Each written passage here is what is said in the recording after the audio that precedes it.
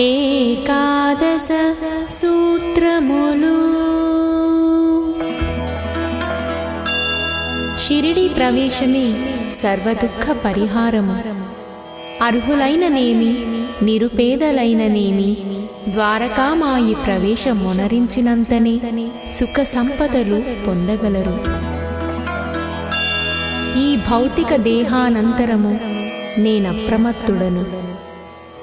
నా భక్తులకు రక్షణంబు నా సమాధి నుండియే వెలువడుచుండును. నా సమాధి నుండియే నా మనుష్య శరీరము మాట్లాడును. నన్ను ఆశ్రయించిన వారిని, శరణుజొచ్చిన వారిని రక్షించుటయే నా కర్తవ్యము.